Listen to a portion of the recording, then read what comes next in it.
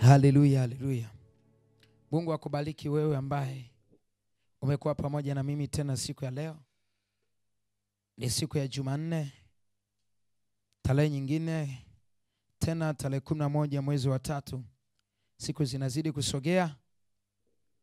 Niko mbele yako tena Cosmas Post, ambaye ninamshukuru Mungu kwa neema hii na kibali hiki, kwa kuwa nimeamka tena na ni mzima tena. Nina afya njema na nina nguvu. Ninamshukuru Mungu kwa ajili yako wewe mpendwa ambaye umekuwa pamoja na mimi siku ya leo, na pia ulikuwa nami siku ya jana. Mungu amekupa neema ya uzima, amekupa neema ya afya njema. Ninamshukuru Mungu kwa ajili yako. Ninasema asante kwa Mungu wangu aliye hai. Kwa nikukaribishe sana tena katika siku ya leo kuyatazama maneno ya Mungu, kuyatafakari maneno ya Jehova aliye hai ambayo imetupasa ama amependa tuyasikie tena siku ya leo. Tulianza na somo letu zuri siku ya jana. Tuliendelea siku ya jana na somo letu ambalo tulianza wiki iliyopita Alhamis, ambayo linasema usivunje agano la Bwana. Tuliweza kusogea kidogo, sitaweza kurudia. Wewe kama umekuwa pamoja na mimi mara ya kwanza leo, ni vyema basi Mungu akikupa neema uweze kufuatilia mwanzo wa somo hili, kuanzia somo letu siku ya Alhamisi. Wiki iliyopita tulianza kuona somo ambalo linasema usivunje agano la Bwana. Bwana Yesu asiwe sana. Kwa hiyo wewe ambao umekuwa pamoja na mimi, ili upate mwendelezo mzuri wa somo hili, ninakuomba basi usisite kufuatilia mwanzo wa hili somo. Ninaamini huyu Roho Mtakatifu atakupa neema na nafasi ya kuweza kusikia yaliyo mazuri. Wewe kafuatilie tu. Alhamisi tarehe 6, wewe search tu Mwalimu Lydia Mcharo.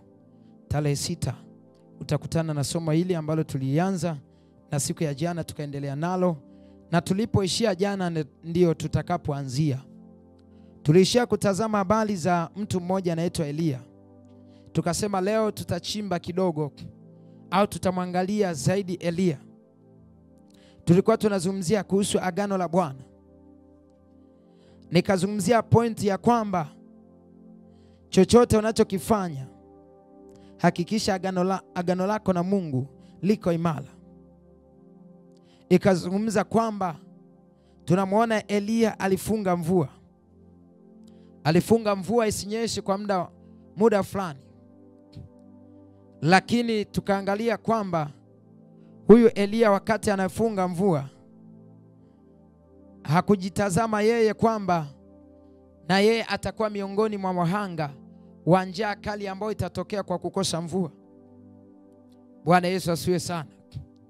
Hakuliangalia hilo, ila yeye tu alitazama tu akasema na mvua haitanyesha kwa neno langu. Sasa nikasema kwamba Elia wakati anaifunga mvua isinyeshe,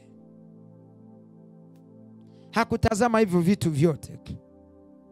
Hakuangalia hivyo vitu kwamba na yeye atateseka na adha ambayo itatokea kupitia kukosa mvua. Kilichomsaidia Elia kuokoka na mateso yaliyotokana na njaa ile, au na mateso yaliyotokana na kukosa kwa mvua ile ambayo iliwakuta taifa la Israeli, ni agano lake pamoja na Mungu. Ni patano kati yake na Mungu. Hilo ndilo lilomsaidia. Bwana Yesu asiwe sana. Agano lake na Mungu alikuvunjika. Hakuweza kumwacha Mungu na kuanza kufuata miungu ya Baali. Tofauti na wengine, taifa la Israeli lilikengeuka. Kipindi cha mfalme Ahabu likakengeuka. Mfalme Ahabu pamoja na mkewe Yezebeli wakatoka wakayaacha maagano ya Mungu, wakaacha agano la Bwana, wakaanza kufuata miungu ya Baali, wakaanza kuiamini miungu ya Baali. Lakini Eliya tunamwona hakufanya hivyo, hakuthubutu kufanya hicho. Ndio maana aliokoka na teso ambalo liliwakuta taifa lile. Muda wa miaka 3 sio mchezo, mvua hainyeshi. Leo taifa letu tu la Tanzania, mvua isinyeshe mwaka mmoja, itakuwa ni kukimbiana. Itakuwa mtafaruko wa hali ya juu katika taifa letu kwa kukosa chakula. Kuna watu watateseka, kuna watu watahangaika. Bwana Yesu asiwe sana. Sasa fikiria muda wa miaka 3 mvua inyeshi. Bwana Yesu asiwe sana. Haleluya, watu wa Mungu. Sisi kama tunaelewana. Unaweza kaona namna ambavyo Eliya alitembea, namna ambavyo Eliya aliishi. Mungu aliingilia kati katika ile hali ili Eliya kumnusuru Eliya. Anamwambia Eliya, ondoka. Tulisoma, nafikiri tulisoma kitabu hicho siku ya jana. Alipotamka lile neno ya kwamba mvua haitanyesha, Eliya aliweza kuambiwa na Bwana ya kwamba toka na uende mahali ambapo nitakwambia. Utaenda sehemu fulani, utakuta kuna kijito cha Kereti. Utakuta kuna kijito cha Kereti. Nitawaagiza kunguru waje wakupe chakula huko. Bwana Yesu asiwe sana. Nitawaagiza kunguru waje wakupe nini? Chakula huko. Kwa nini Mungu anamwambia hivyo Eliya? Ni kwa sababu ya agano alilonalo na Mungu. Hakuruhusu Bwana ateseke Eliya, kwa sababu hakuacha agano la Bwana, hakuacha agano la Mungu. Kwa hakuruhusu ateseke, hakuruhusu ateseke hata kidogo. Mungu aliweza kufanya njia, aliweza kutengeneza njia, aliweza kufanya njia. Pasipo na njia aliweza kuleta chakula. Nikazungumza kwamba jiulize kunguru alivyo mroho. Kunguru alivyo mroho, anaagizwa apeleke nyama na mkate kwa Eliya, kitu ambacho sio rahisi kuelewa, kitu ambacho sio rahisi kukifahamu au kukiamini. Bwana Yesu asifiwe sana, watu wa Mungu. Haleluya, watu wa Mungu. Sijui kama kuna mtu anaelewa kile ambacho Roho Mtakatifu anazidi kutufundisha. Natamani tuende vizuri. Mtu mwenye agano imara na Mungu wake hahangaiki kujitambulisha. Watu watajua kuwa huyu ni mtu mwenye agano la kweli na Mungu wa kweli, kwa sababu kila utakalo linena lazima liitike, lazima litokee. Kila utakalo linena lazima lifanyeje? Lazima litokee. Tunaona ukiendelea hapo kusoma, utaona Biblia inasema kwamba alipokaa katika kijito kile cha Kereti, kile kijito kilikauka, maji yakakauka. Bwana Yesu asiwe sana. Lakini Bwana kwa sababu alikuwa na agano na Eliya, Bwana akampa maelekezo mengine. Akamwambia, nenda sehemu fulani, utakuta mwanamke huko wa Sarepta, na atakulisha, atakudumia. Bwana Yesu asiwe sana. Biblia inaniambia ya kwamba Eliya alifunga safari akiwa kuelekea kule ambako Bwana amemwambia. Akamkuta mwanamke akitafuta kuni, na alipoona akamsalimia. Alipomsalimia akamwambia, ninaomba unisaidie maji. Yule mama akafanya hivyo. lakini akiushia hapa akamwambia, ninaomba unitengeneze chakula nile. Yule mwanamke anamwambia ya kwamba, sikiliza, unaponiona hapa mimi nimebakiwa na konzi ya unga kidogo, nikande niweze kupika tule mwanao na mwanangu tuweze tukafe, kwa sababu ndicho chakula cha mwisho. Bwana Yesu asiwe sana. Lakini angalia Elia anachokisema, anamwambia niandalie kwanza mimi, nifanyie kwanza mimi iko, alafu kapu lako la unga hilo halitakauka. Bwana Yesu asiwe sana. Kapu lako halitakauka. Na yule mwanamke akafanya kama alivyoambiwa na Elia, akafanya kama alivyoelekezwa na Elia, akamtengenezea mkate akampa akala, na toka siku hiyo lile kapu halijakauka. Bwana Yesu asiwe sana. Na ndipo sasa unakuja kuona katika Wafalme wa Kwanza sura ya 17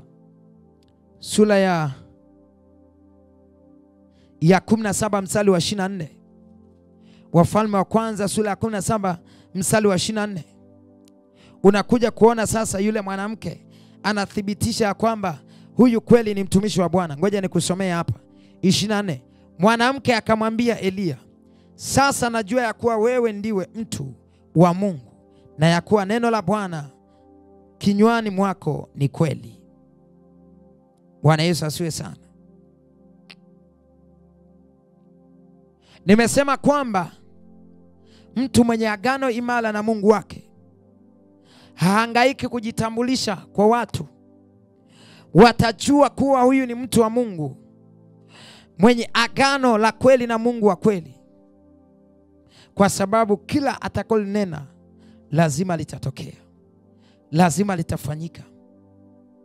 Bwana Yesu asiwe sana. Tunaona habari zake Elia baada ya yule mama kumpa chakula. Alipoenda huko, mtoto wake yule mama akafa. Alipokufa akamkimbilia Elia, akamwambiaje, inakuaje wewe ni mtu wa Mungu? Umesema ya kwamba kapu halitakauka wala sitapatwa na mabaya. Kwa nini jambo hili limenipata? Mwanangu ambaye alikuwa ni faraja yangu, alikuwa ndio namtazama, leo hii amefariki. Kwa nini imekuwa hivi?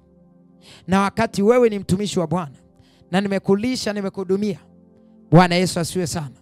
Lakini Elia akamwambia, usilie, mtoto wako ataamka. Na Elia aliomba na akafanya kwa ufunuo wa Mungu, na yule mtoto akaamka. Na yule mama akathibitisha kweli ya kwamba huyu ni mtu wa Mungu, ni mtumishi wa Mungu. Bwana Yesu asiwe sana. Akasema kweli huyu ni mtumishi wa Bwana. Sikiliza nikwambie, inapofika kiwango unaliacha agano la Bwana, unakaribisha matabiko katika familia yako, unakaribisha matabiko katika biashara yako, unakaribisha matabiko katika kila eneo, iwe katika huduma. Kama ni huduma utatumia nguvu kubwa, kama ni huduma utatumia nguvu kubwa sana, na huoni udhilisho wa Mungu katika huduma yako. Kama ni biashara utatumia nguvu kubwa sana, hauoni faida ya biashara unayoifanya. Kama ni kazi utafanya kazi kwa bidii, lakini watu hawataona thamani yako katika biashara, kwa sababu ya kuacha agano la Bwana, kwa sababu ya kuacha agano la Bwana. Haleluya, watu wa Mungu. Ukiliacha agano la Bwana utasababisha matabiko, iwe kwenye familia, iwe kwenye kazi, iwe kwenye ndoa. Angalia matabiko ulionayo, angalia mateso ulionayo, hapo chunguza, halafu kafikiria hayo unayopitia ni mapenzi ya Mungu kuyapitia? Hayo unapitia ni kusudi la Bwana uyapitie? Jibu linakuja ni hapana. Kwa nini unayapitia? Twende tukasoma Wafalme wa Kwanza. Wafalme wa Kwanza sura ya 18 mstari wa 17 na wa 18. Neno la Mungu linasema hivi. 17:18 Wafalme wa Kwanza sura ya 18 Neno la Mungu linasema hivi, nitasoma kwa mstari wa jina la Yesu. Ikawa Ahabu alipomwona Eliya, Ahabu akamwambia, je, ni wewe, ewe mtabishaji wa Israeli? Twende taratibu hapo. Baada ya mvua kutokunyesha kwa muda wa miaka 3, Bwana anamwambia Eliya, nenda kwa Ahabu kajionyeshe, kwa sababu ninaenda kuleta mvua sasa. Bwana Yesu asiwe sana. Kwa sababu ninaenda kuileta mvua sasa. Akamwambia, nenda kajionyeshe kwa Ahabu. Nenda kajionyeshe kwa Ahabu. Bwana Eliya anamwambia Mungu, kwa nini unaniambia neno hili? Mbona sasa wataka nikaangamie mtumishi wako? Angalia sasa, manabii wenzangu wote wameuawa, nimebaki mimi peke yangu. Nao wanatafuta, Yezebeli anatafuta roho yangu aniangamize. Bwana Yesu asiwe sana. Sikiliza mstari wa 18. Mstari wa 18 anasema hivi, naye akajibu, si mimi niliyewatabisha Israeli, bali ni wewe na nyumba ya baba yako, kwa kuwa mmeziacha amri za Bwana, nawe umewafuata mabaali. Kwa kuwa umeziacha amri za Bwana, maana yake umeacha agano la Bwana, nawe umefuata nini? Umefuata mabaali. Ahabu alipoangalia ya kwamba mvua haijanyesha miaka 3, taifa lake linatasika, Israeli wanahangaika, wanalia na njaa. Ahabu Mungu alipomwambia Eliya akajionyeshe kwa Ahabu, alipoenda, alipomtazama tu, Ahabu akamwambia, ewe mtabishaji, umekuja. Akasema, sasa Ahabu, mtesi wangu amekuja, leo lazima kione cha moto. Leo lazima kione cha moto. Bwana Yesu asiwe sana. Lakini Eliya akamwambia kwamba sio mimi ambaye natabisha, bali ni wewe mfalme, kwa sababu umeacha amri za Bwana, kwa sababu umevunja agano la Bwana. Alikwambia kwamba usifuate miungu mingine, na wewe umemwacha Bwana, umefuata miungu ya Baali. Umefuata miungu ya Baali, umefuata mabaali. Na hicho ndio kilichosababisha tabiko lako au tabiko la taifa litokee. Bwana Yesu asiwe sana. Roho Mtakatifu akanifundisha jambo ya kwamba kuna watu tunapitia tabu, kuna watu tunapitia changamoto, kuna watu tunapitia shida, kuna watu tunapitia mambo magumu kwa sababu hatukuyafuata maagano ya Bwana, kwa sababu tumevunja agano la Bwana, kwa sababu tumeacha amri za Bwana, kwa sababu tumeacha yale ambayo Mungu alituagiza, alisema na sisi tuende nayo. Haleluya, watu wa Mungu. Kuna wewe mama, Mungu alikutaka ufanye jambo fulani, na wakati mwingine mkakubaliana kabisa na sauti yake ukaisikia, lakini ukutikilia maanani, ukawa busy na miungu mingine. Miungu mingine ninayosema inaweza ikawa ni fedha. Badala ya kumwangalia Mungu unaangalia fedha zako. Badala ya kumwangalia Mungu unaangalia biashara yako. Unamwacha Mungu, unaanza kutazama vitu ambavyo vinapita. Bila kujua ukajikuta unavunja agano la Bwana. Na ndipo hapo, toka hapo, tabu yako haijawahi katika. Ukipata tabu wewe, ikiwa nafuu kwako, watoto wanaanza kuteseka. Ikiwa nafuu kwako, mume wako anaanza kuteseka. Kazi yako inayumba. Bwana Yesu asiwe sana. Rudi kwenye agano la Bwana. Rudi kwenye agano la Bwana. Rudi kwenye agano la Bwana. Bwana Yesu asiwe sana. Sijui kama tunaelewana. Lakini Eliya sasa akataka awathibitishie.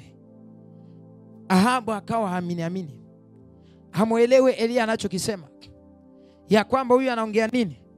Anasema tumemwasi Mungu, tumeacha amri za Bwana, tumefuata mungu wa Baali.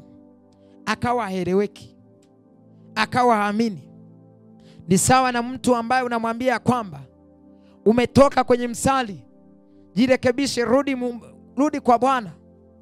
Umemkosea Mungu, lakini bado anakataa, anajiona yuko vizuri, anajiona yuko sahihi, anasema kwamba wewe, mimi niko vizuri, lakini ukimtazama yale anayoyafanya hayampendezi Mungu kabisa, yako nje la kusudi la Bwana kabisa, lakini bado anajifariji ya kwamba nina Mungu.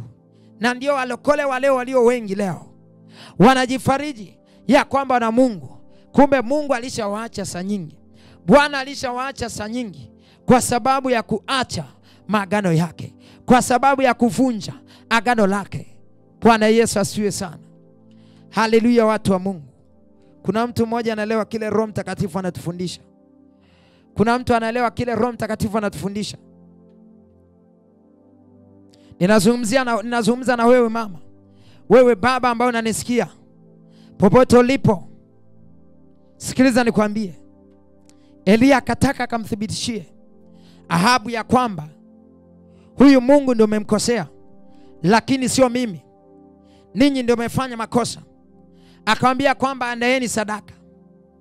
Andaeni sadaka ili tuweze kuthibitisha yupi ni Mungu wa kweli, na muweze kujua ni wapi ambapo Mungu umemkosea.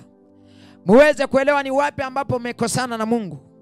Na ndio maana mmepata tabiko hili, mmepata pigo hili. Bwana Yesu asiwe sana. Akamwambia chinjeni. Utaenda kusoma mwenyewe Wafalme hiyo wa kwanza sura ya 18 kuanzia mstari wa 30 mpaka 40. Utaenda kuona hiyo habari, utaenda kuona hiyo historia. Bwana Yesu asiwe sana. Akamwambia leteni wanyama, chinjeni, tengenezeni madhabahu yenu, chinjeni mnyama, wekeni pale, mumuite Mungu wenu tuone kama ataitika. Muite Mungu wenu tuone kama atawajibu, atawasikia, ili ujulikane ni upi Mungu wa kweli, ijulikane ni Mungu yupi aliye sahihi, ijulikane ni Mungu yupi aliye wa kweli. Bwana Yesu asiwe sana. Wale watu wakafanya kama ilivyokuwa, wakatengeneza madhabahu, wakachagua ng'ombe nzuri, wakaikata, wakachinja, wakaiweka katika madhabahu ile. Biblia inasema ya kwamba walimwita Mungu wao ashuke, wakashinda siku nzima wanamwita Mungu wao hakutokea. Palipokucha, Elia anawadhihaki, anaambia kwamba nendeni basi mwite, yawezekana amelala, mwamusheni, iteni kwa nguvu, yawezekana Mungu wenu amelala. Bwana Yesu asiwe sana. Pia anaambia kwamba wale watu walijichana mili yao wakamwita Mungu wao, lakini hakutokea. Wakamwita Mungu wao, lakini hakutokea. Kilichotokea, akamwambia nisikilizeni, na mimi naleta mnyama huyu. Akamwambia kwamba hii madhabahu niliyotengeneza, leteni mapipa 4 ya maji, mwage juu ya madhabahu hii. Ameweka sadaka pale na kuni zake. Wakamwaga pipa la kwanza, la pili, la tatu, la 4. Alafu akamwita Mungu wa kweli. Alipomwita Mungu wa kweli, moto ulishuka, ukaanza kulamba yale maji, ukalamba ile sadaka, ukalamba kila kitu. Bwana Yesu asiwe sana. Ulipolamba kila kitu, na ndipo wakasujudu, wakaanguka chini, wakasema hakika Mungu wa kweli ni Mungu wa Elia. Wakasema hakika Mungu wa kweli ni Mungu wa nani? Ni Mungu wa Elia. Ni Mungu wa Elia. Bwana Yesu asiwe sana. Waliposema hivyo, Elia aliamuru manabii wa Baali wote wauawe. Aliangamiza manabii wote, wote wakafa. Bwana Yesu asiwe sana. Wote wakafa. Ukishuka chini unakuja kuona mke wa Ahabu ambaye aitwaye Yezebeli. Aliposikia habari ya kwamba manabii wake wameuawa, manabii wa Baali wameuawa, akasema wewe Daudi, Mungu anakufanyia hivyo. Akasema wewe Elia, Mungu anakufanyia hivyo. Biblia inasema kwamba Yezebeli aliamua kumtafuta Elia popote alipo aweze kumwangamiza. Alimpelekea ujumbe, neno la Mungu linaniambia wa kumwangamiza Elia. Imefika mahali Elia anakimbia, anaenda jangwani huko ili akafe. Imefika mahali Elia anakata tamaa. Imefika mahali Elia anavunjika moyo. Inafika mahali Elia anasema sasa bora nife tu niangamie. Kwa sababu kwa sababu kitu ambacho kinatokea ni hatari. Bwana Yesu asiwe sana. Haleluya, watu wa Mungu. Tunaona Elia huko aliko, Bwana akamtokea. Roho Mtakatifu akashuka. Roho wa Mungu akamshoka. Anamuuliza kuna nini Elia? Elia, unafanya nini hapa? Wakati akiwa amejilaza kwenye mletemu kule jangwani. Mungu anamuuliza Elia, umekuja kufanya nini katika eneo hili? Umekuja kufanya nini katika jangwa hili? Elia anasema kwamba moyo wangu umefadhaika kwa sababu nimebakia nabii peke yangu. Manabii wenzangu wote wameuawa, lakini Yezebeli bado ananitafuta niangamize. Nimeamua kuja huku kwa sababu nina wivu, nina uchungu. Taifa la Israeli, watu wa Israeli wameacha maagano yako, wameacha maagano ya Bwana na kufuata maagano na kufuata miungu ya Baali. Bwana Yesu asifiwe sana. Utaenda kusoma hiyo habari. Utaenda kusoma hiyo habari, utaona Elia ambavyo alimjibu. Ambavyo alimjibu nani? Ambavyo alimjibu yule mtumishi au malaika au Mungu alimjibu.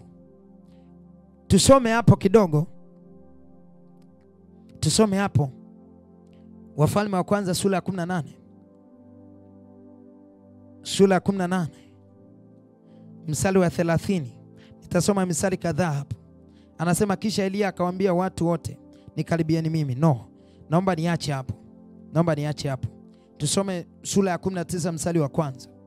Hiyo habari utaenda kusoma mwenyewe, nimeelezea. 19 mstari wa kwanza anasema basi Ahabu akamwambia Yezebeli habari ya mambo yote aliyoyafanya Elia na jinsi alivyowaua manabii wote kwa upanga. Ndipo Yezebeli akampelekea Elia mjumbe kusema, Mungu anifanyie hivyo na kuzidi, nisipokufanya roho yako kesho panapo wakati huu kama roho ya mmojawapo wa hao. Naye alipoona hayo aliondoka akaenda ahifadhi roho yake. Akafika Beersheba mji wa Yuda, akamwacha mtumishi wake huko. Lakini yeye mwenyewe akaendelea katika jangwa mwendo wa siku moja. Akaenda akaketi chini ya mretemu, akajiombea roho yake afe. Akasema yatosha sasa, Bwana uniondoe roho yangu, kwa kuwa mimi si mwema kuliko baba zangu. Si kama unanielewa? Imefika mahali Elia amechoka. Imefika mahali Elia haelewi chochote. Imefika mahali Elia amekuwa sasa katika hali ngumu. Bwana Yesu asiwe sana. Amekuwa katika hali ngumu. Anasema ni heri nikafa, heri niondoke, heri nisiwepo kabisa, heri nisiwepo. Inaendelea akasema kwamba naye akajinyosha akalala chini ya mretemu. Na tazama malaika akamgusa akamwambia, inuka ule. Akatazama kumbe pana mkate umeokwa juu ya makaa na gudulia la maji kichwani pake. Akala akanywa, akajinyosha tena. Malaika wa Bwana akamwendea mara ya pili akamgusa, akasema, inuka ule, maana safari hii ni kubwa mno kwako. Akainuka akala akanywa, akaenda katika nguvu za chakula hicho siku 40. Jamani, Mungu ni mzuri.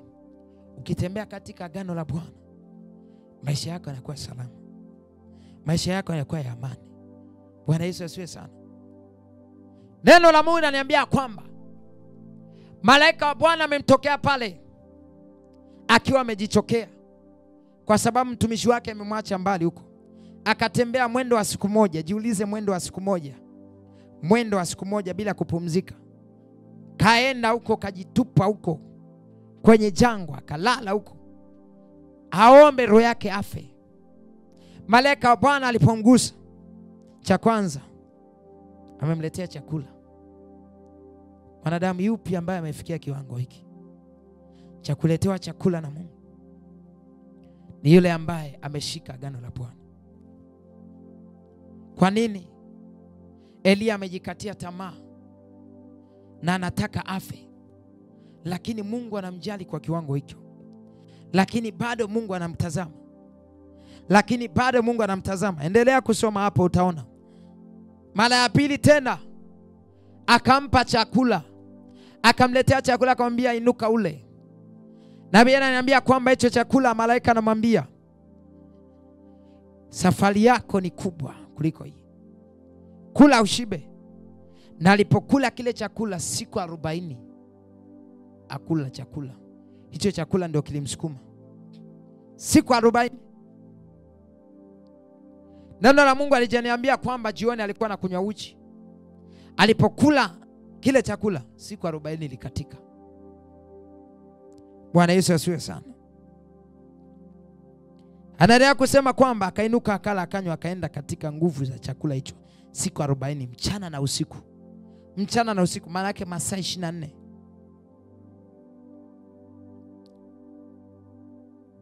Neno la Mungu linaendelea kusema kwamba hata akafika Horebu, mlima wa Mungu. Akafika kunako pango, akalala ndani yake. Na tazama, neno la Bwana likamjia, naye Eliya akamwambia, unafanya nini hapa Eliya? Akasema, nimeona. Sasa sikiliza pointi ya muhimu hiyo, mwana wa Mungu. Sikiliza pointi ya muhimu hiyo. Kuna pointi ya muhimu hapo. Anasema kwamba Mungu anamuuliza Eliya, hapo unafanya nini? Akasema, nimeona wivu mwingi kwa ajili ya Bwana Mungu wa majeshi, kwa kuwa wana wa Israeli wameacha magano. Anasema ameona wivu wa hali ya juu kwa ajili ya Bwana wangu, kwa ajili ya Mungu wa kweli, kwa sababu hao watu wameacha agano lako, maagano yako wameacha, wamefuata miungu ya bahari. Moyo wangu naugua, naona bora afadhali nisikae mbele yao, nisikae kabisa machoni pao. Moyo wangu naumia. Jamani, akasema, narudia tena mstari wa 10. Mstari wa 10.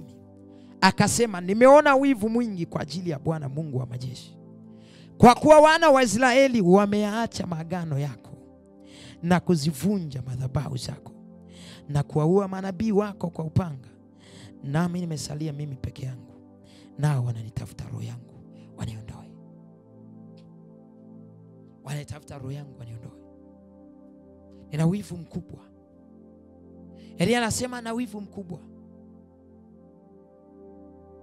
Hawa watu wameacha agano lako, wameacha agano lako, wameacha agano lako. Roho Mtakatifu akanifundisha kitu, kuwa Mungu hawezi kutangua agano lake asilitimize kwa mtu wake ikiwapo kwenye patano. Mungu hawezi tangua agano la Bwana. Jana nikasema ya kwamba Mungu anamjibu mwanadamu kutimiza agano lake. Mungu hajibu mahitaji la mwanadamu kwa sababu analia, kwa sababu ana njaa, kwa sababu anateseka, bali Mungu anajibu. Ni Mungu wa magano, anafanya kulingana na agano,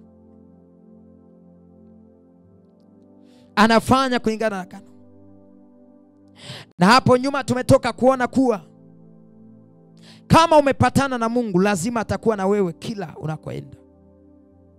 Eliya pamoja na kujikatia tamaa alikuwa bado hajaliacha agano la Bwana moyoni mwake.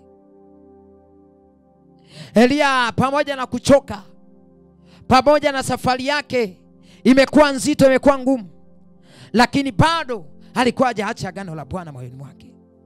Moyoni mwake alikuwa anaugua kwa ajili ya agano la Bwana. Moyo wake ulikuwa unasononeka kwa ajili ya watu wa Israeli wameacha magano ya Bwana. Amekaa katika pango kule Horebu. Mungu anamtokea, anamuuliza Eliya, unafanya nini hapa? Anamwambia kwamba sikiliza Mungu wangu, kama kufedheka nimefedheka. Moyo wangu na masononeko sio kidogo, kwa sababu watu wa Israeli wameacha agano lako na wamefuata miungu ya Baali. Nimebaki na nabii peke yangu ambaye nimesimama katika kweli, ambaye ninainena haki, ambaye napambana watu wasikuache wewe, wakurudie wewe. lakini hata mimi niliyebaki wanaitafuta roho yangu waniangamize. Bwana Yesu asifiwe sana. Wanaitafuta roho yangu waniangamize. Bwana alikuwa pamoja na Elia, pamoja na kuchoka kote. Ni kwa sababu moyoni mwake agano la Bwana lilikuwa halijavunjika. Alikuwa hajaliacha agano la Bwana. Kuna watu leo hii wanasema wako na Mungu, lakini mioyo yao tayari ishavunja agano la Bwana msa nyingi. Kuna watu leo hii wanasema wana maagano na Mungu, lakini mioyo yao tayari ilishapingana na Mungu muda mrefu. Elia kwa nje anaonekana kwamba ni kama vile amekata tamaa. Ni kama vile amekata tamaa, ivunjika moyo. Ni kama vile anaona Mungu ni Mungu ambaye ni mnyonge. Lakini ndani ya moyo wake walisia ndio ulikuwepo pale. Anasema, ananungunika, anaumia kuona watu wa Israeli wameacha maagano ya Mungu. Kuna mtu mmoja anaelewa kile ambacho Roho Mtakatifu anatufundisha. Haleluya, watu wa Mungu. Kwa hiyo Elia pamoja na kujikatia tamaa, alikuwa bado hajaliacha agano la Bwana moyoni mwake. Ndio maana Mungu mwenyewe kwa njia zake alimpelekea chakula jangwani. Kwa njia zake alikuwa pamoja na yeye. Kila anakokwenda Mungu anamtazama. Kila anapoenda Mungu anatazama. Sikiliza mwana wa Mungu, sikiliza nikwambie. Ukitembea katika agano la Mungu, mwili wako utateseka wakati mwingine. Utapitia magumu wakati mwingine. Muda mwingine utafikiria kwamba Mungu amekuacha. Muda mwingine utaona kama upepo unakuja. Muda mwingine utaona dalili ya dhoruba mbele yako. Muda mwingine utaona kama moto unawaka moyoni mwako. Lakini nataka nikwambie, lazima Mungu atatengeneza mlango wa kutokea. Ushindi wako uko mbele yako endapo utashika agano la Bwana. Endapo moyo wako hautamwacha Mungu. Endapo moyo wako hautakaa mbali na Mungu. Bwana lazima awe pamoja na wewe. Mungu lazima awe pamoja na wewe. Bwana lazima awe na wewe. Nitaendelea kusoma mstari wa 11. Hiyo sura ya 19 ya Wafalme wa kwanza. Anasema, akasema, toka usimame mlimani mbele za Bwana. Na tazama, Bwana akapita, upepo mwingi wa nguvu ukaipasua milima, ukaivunja vunja miamba mbele ya Bwana, lakini Bwana hakuwamo katika upepo ule. Sasa ishara zinakuja. Adui anaanza kuleta. Adui anapata nafasi ya kumsukasuka sasa. Baada ya kuona Elia bado agano la Mungu halijavunjika ndani ya moyo wake, upepo ukaja kumtikisa Ayubu, ili aone kwamba ni Mungu huyu anamwambia kwamba ondoka, ondoka, ondoka, kwa sababu upepo mkali unakuja. Miamba ikapasuka alipokuwa amejificha, ikavunjika vunjika, lakini Bwana hakuwepo katika ule upepo. Neno la Mungu linaendelea kusema, na baada ya upepo tetemeko la nchi, lakini Bwana hakuwepo katika lile tetemeko la nchi. Na baada ya tetemeko la nchi kukawa na moto, lakini Bwana hakuwamo katika moto ule. Na baada ya moto sauti ndogo ya utulivu. Sauti ndogo ya utulivu. Sauti ndogo ya utulivu. Ikawa Elia aliposikia, alijifunika uso wake katika mavazi yake, akatoka akasimama mlangoni mwa pango. Na tazama, sauti ikamjia kusema, unafanya nini hapa Elia? Swali jingine linarudia. 14 anasema, akasema, nimeona wivu mwingi kwa ajili ya Bwana. Elia akubadilisha mtazamo wake, akutazama, akubadilisha neno lake. Ule upepo ulikuja kumpima Elia. Je, ni kweli anachokisema amekidhamilia? Na lile tetemeko lilikuja kumpima Elia ya kwamba je, anachokizungumza ni sahihi? Ni kweli kipo ndani ya moyo wake? na bado moto ukaja kumpima Elia. Je, Elia anachokinena kiko sahihi? Alipoona Elia bado moyo wake, Bwana Yesu asifiwe sana, sauti ya utulivu ilipokuja, Elia alitambua. Unafikiria kwa nini alitambua hii ni sauti ya Mungu?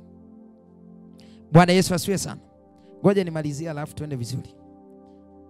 Akasema, nimeona wivu mwingi kwa ajili ya Bwana Mungu wa majeshi, kwa kuwa wana wa Israeli wameacha maagano yako na kuzivunja madhabahu zako na kuwaua manabii wako kwa upanga, nami nimesalia mimi peke yangu, nao wanitafuta roho yangu waniondoe.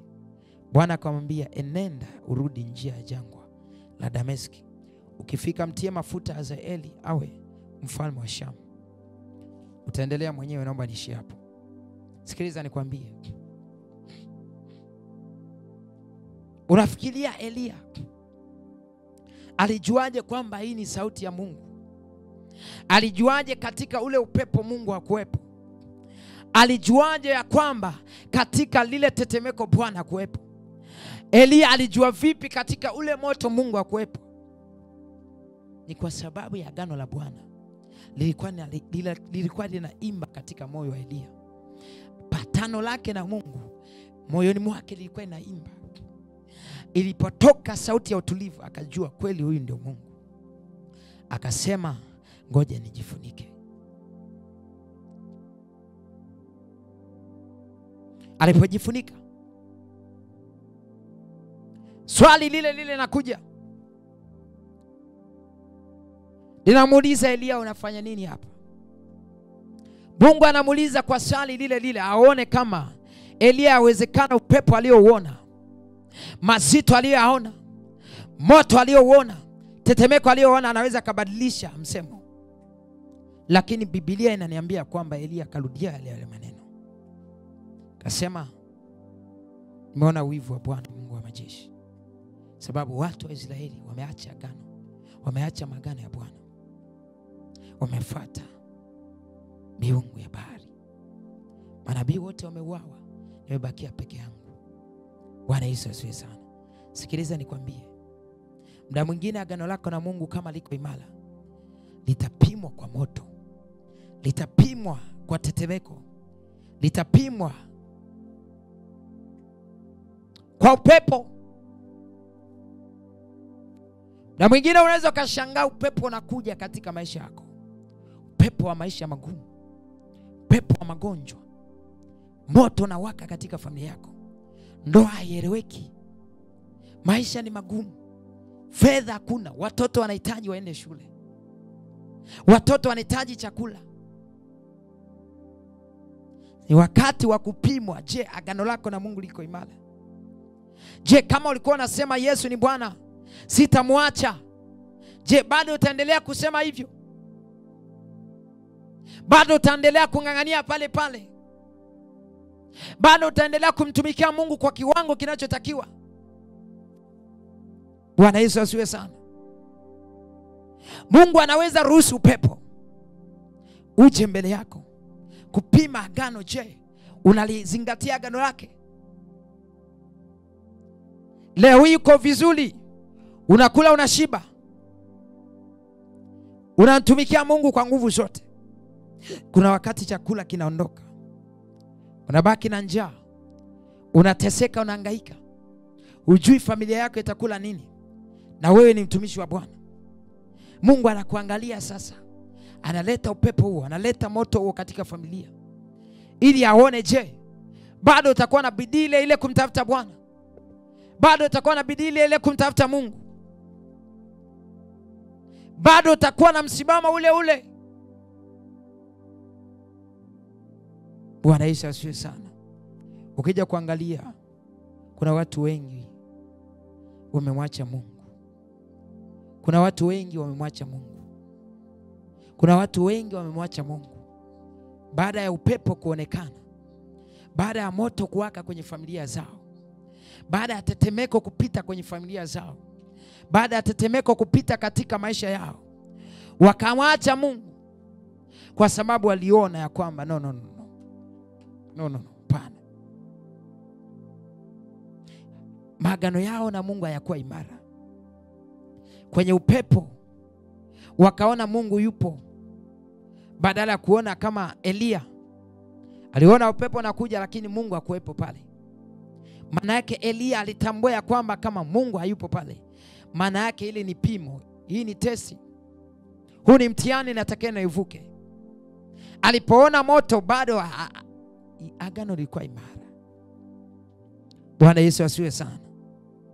Haleluya, watu wa Mungu. Twende tukasome Matendo ya Mitume 23 mstari wa 31 mpaka 35. Halafu kwa leo tutaishia hapo. Tumeangalia agano la kale huku ya kutosha, ngoja tuhamie na agano jipya. Usije ukasema sasa ayo.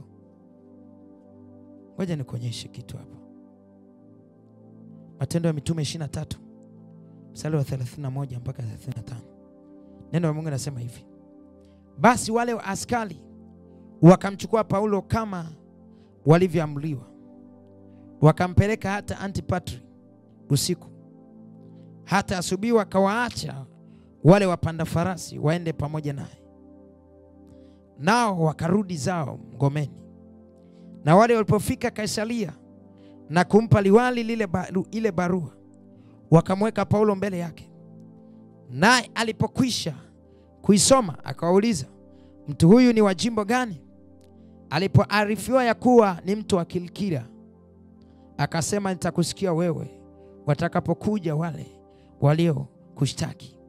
Akaamuru alindwe katika nyumba ya uliwali ya Herode. Bwana Yesu asifiwe sana. Tunakuja kumuona mtume Paulo baada ya kuweka agano na Mungu kumtumikia, baada ya kutoka kwenye ujambazi wa kuua manabii, amerudi sasa kwenye kusudi la Mungu, kwenye agano la Mungu. Anakutana na washtaki kibao, wanamshtaki. Bwana Yesu asiwe sana. Wanamshtaki, wakampeleka kwenda kwenye sehemu ya kusikiliza yale mashtaka. Lakini yule ambaye alisimama au walipompeleka kwa huyo mtu, aliuliza, huyu mtu ni wa wapi? Wakaeleza kwamba huyu mtu ni wa sehemu fulani, wakaeleza kwamba huyu mtu ni wa mali fulani. Alipoambiwa hivyo, akasema, nitakusikia. Maana yake anaambiwa Paulo ya kwamba nitasikia, halafu nitakuwa kinyume na walio kushtaki.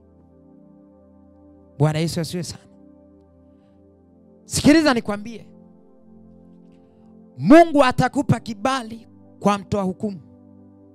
Maana yake atainua watetezi juu ya yale unayopitia, kama agano lako na Mungu litakuwa imara, kama utakuwa unafuata agano la Bwana, kama utakuwa unafuata mapatano na Mungu, kama utakuwa unafuata yale ambayo Mungu anakuagiza.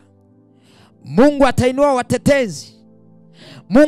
watetezi juu ya kesi waliokupa, juu ya mtihani uliopewa, juu ya changamoto uliokutana nayo. Bwana atainua watetezi, watakutetea. Mtume Paulo tunamwona baada ya kuingia kwenye patano na Yesu kulitangaza jina lake, hakuwa na wasiwasi, kwa sababu anajua aliyepatana naye atamtetea. Muda mwingine unaweza ukajiuliza kama Mungu hawezi kumwacha aliyepatana naye.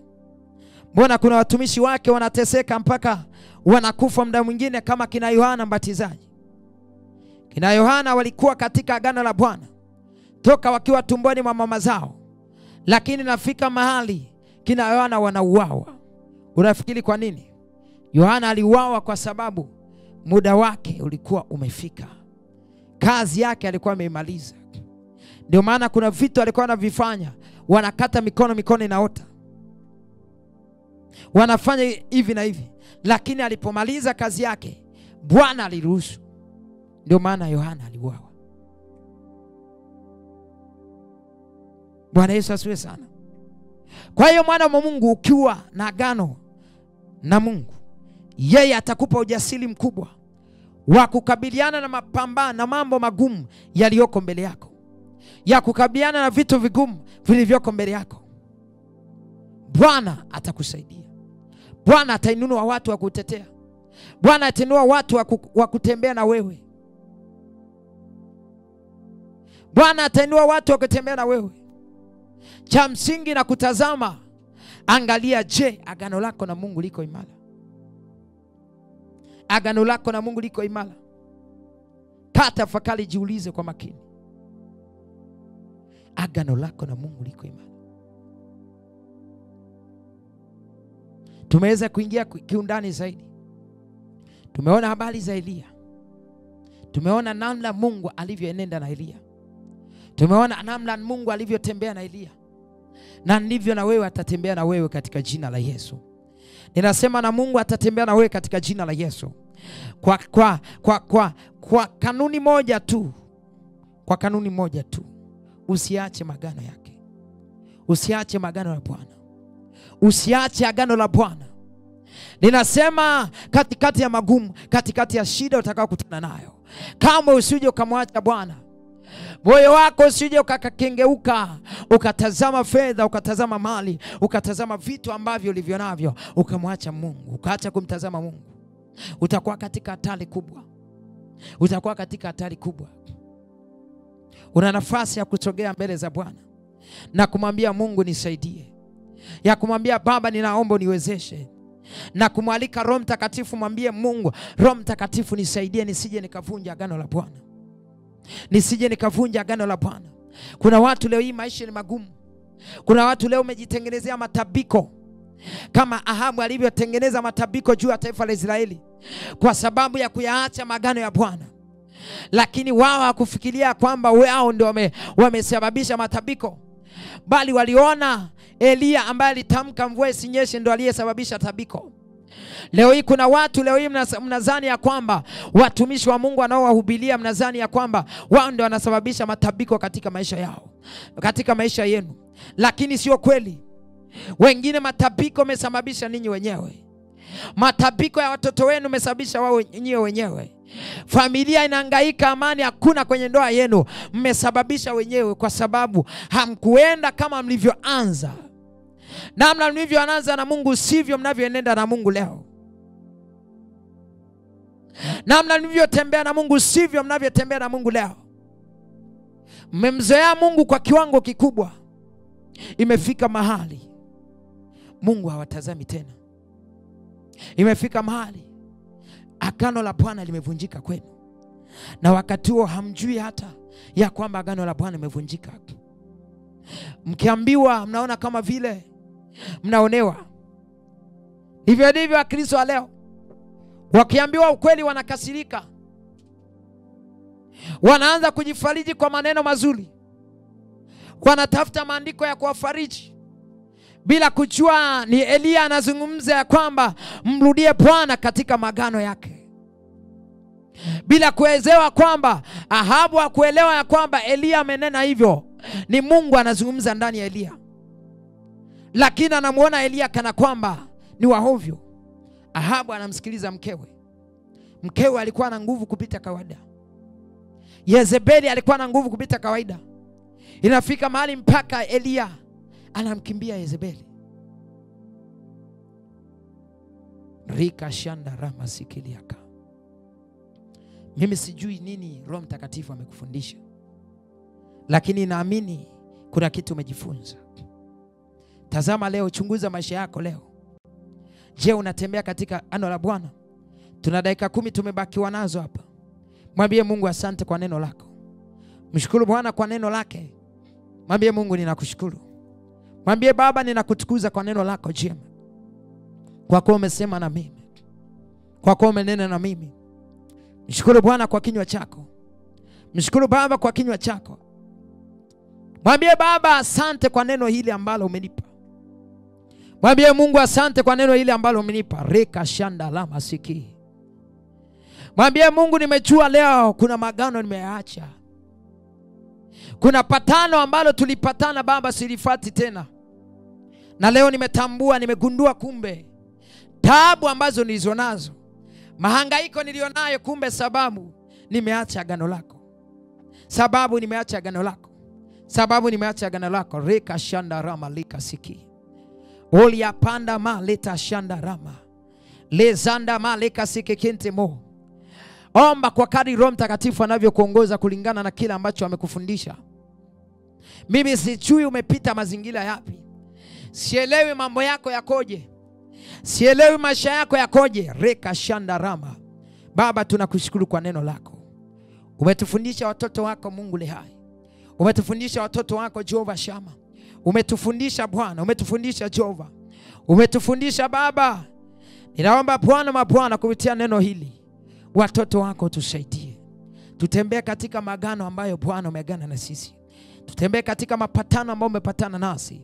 Tusije tukayaacha magano yako Bwana, ili tuweze, tukaribishe matabiko, tukaribishe mateso ndani yetu. Baba, hatuhitaji mateso.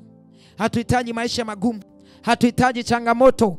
Baba Mungu lehai, changamoto zipo sawa kwa ajili ya kujaribu, lakini hatuhitaji Bwana tukuache wewe.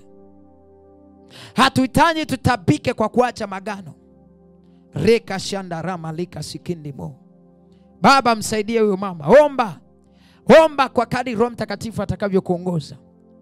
Mwambie Baba, zungumza na Mungu, yuko tayari. Anakusudi na wewe, ndio maana umesikia neno hili asubuhi ya leo. Bado Mungu anakusudi, anatamani urudi.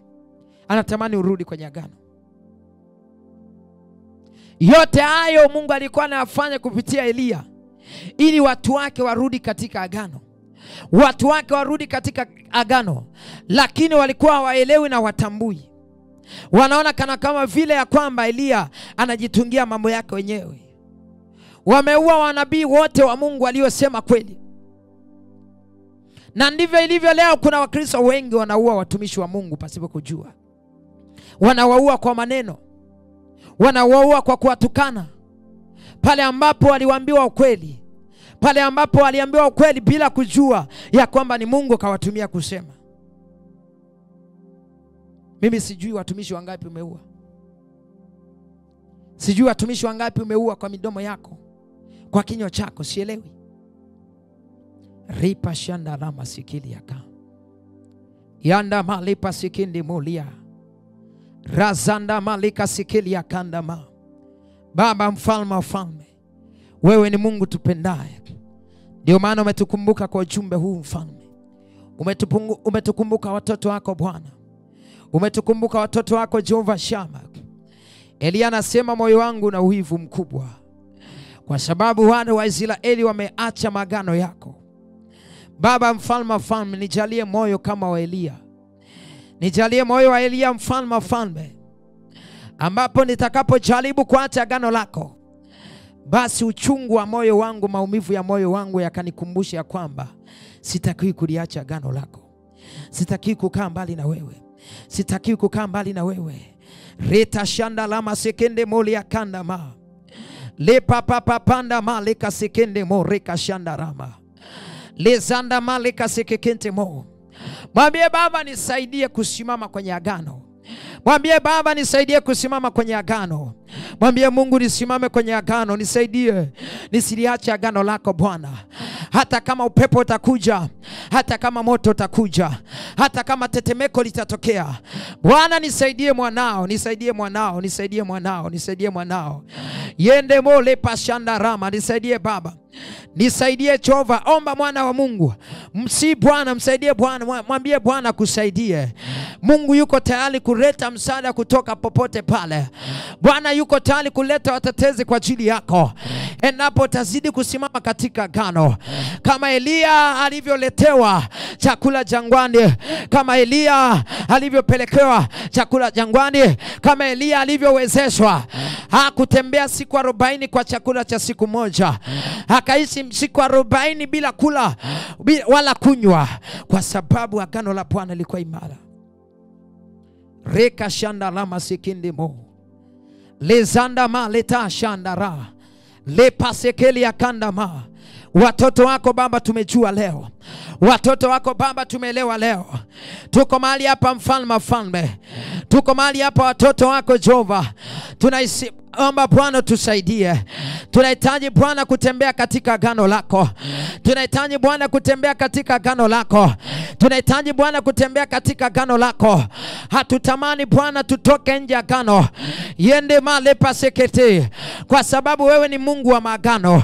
Kwa sababu wewe ni Baba maagano. Kwa kuwa wewe Mungu ni Mungu wa agano. Wewe ni Baba wa maagano. Reka shanda lama sekende mo.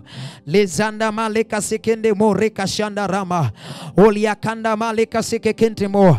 Baba msaidie huyo mama, msaidie huyo baba, huyo kaka, huyo dada, mwezeshe ambaye Bwana amelisikia neno hili na moyo wake una kiu kurejea kwenye agano lako.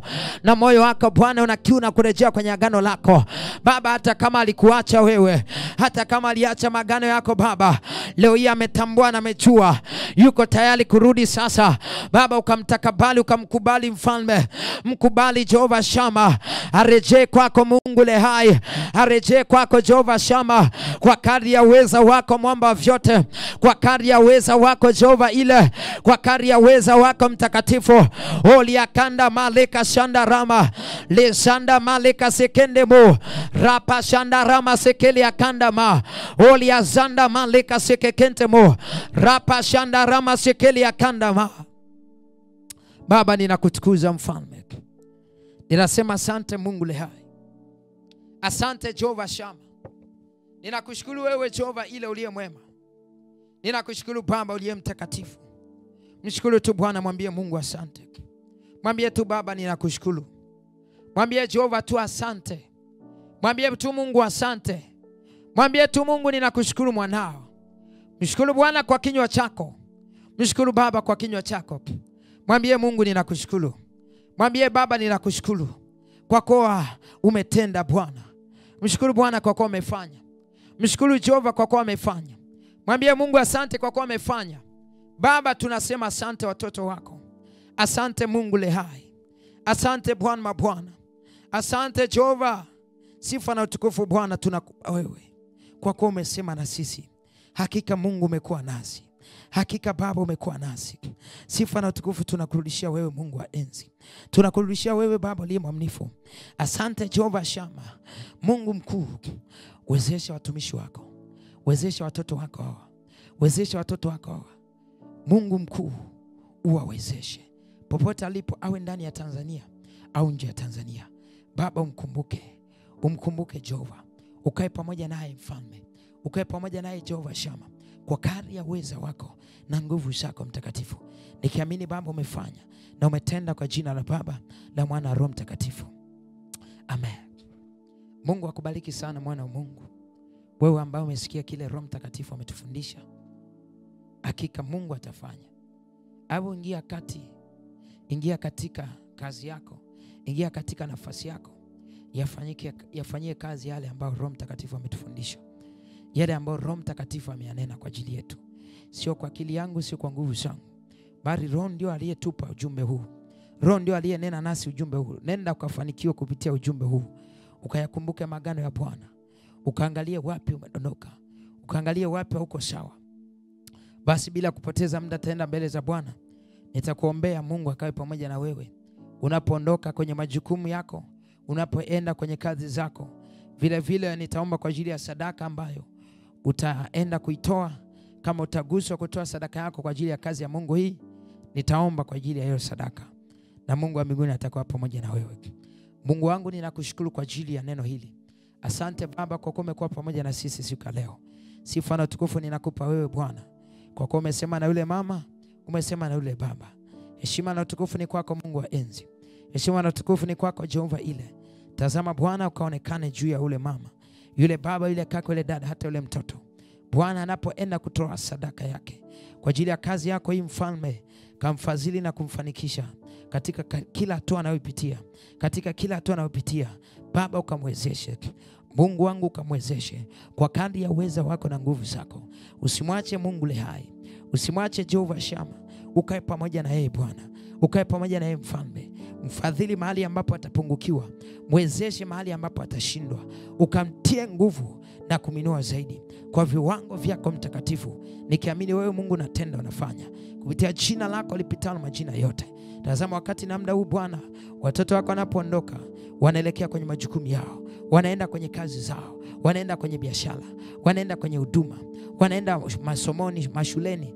Baba, ukawatangulie, mkono wako ukawe pamoja nao, usiwache Jehova ile, ukawe pamoja nao Mfalme, ukawe pamoja nao Jehova, ukawe pamoja nao Mwamba vyote, kwa kadri ya uweza wako na nguvu zako. Usimwache hata mmoja, kila ardhi atakayoikanyaga Baba ukampe kibali, achilia kibali, achilia kibali katika kila eneo atakayopita, kwa uweza wa jina la Yesu. Nikiamini Bwana utakuwa pamoja na sisi, na haya ambayo Bwana umenena nasi tutayafanyia kazi, kupitia jina la Baba, la Mwana na Roho Mtakatifu nikiomba na kushukuru, amen. Mungu akubariki sana mwana wa Mungu, nikutakie siku njema. Mungu akitupa neema, siku ya kesho tukutane tena, tutaendelea pale. Roho Mtakatifu atatuongoza kuendelea na somo hili. Tutaenda kwa upana zaidi, tutaendelea zaidi, tutaangalia zaidi, tutachimbua mambo zaidi kwa kadri yeye Roho ambavyo ataniongoza. Mungu akubariki sana. Share na kwa wengine. Kama mara yako kwanza, usahau kusubscribe. Lakini nataka kusahau, naweza nikakutajia haraka sadaka, namba ya sadaka au namba ya kupiga kwa ajili ya ushauri, maombi. Unahitaji kuonana nami, unahitaji kuonana nasi, basi utapiga kwenye hizo namba, na ukizipiga kwenye namba atakayepokea, basi utakuwa umefika. Utakuwa umefika na Mungu atakuhudumia kupitia yeye kwa kadri Mungu atakavyokuongoza. Ni Vodacom 0758 940 388, 0758 940 388. Lakini vile vile kuna Tigo 0714 607 242, 0714 607 242. Basi Mungu akubariki sana, nikutakie siku njema, baraka, tukutane kesho. Amen.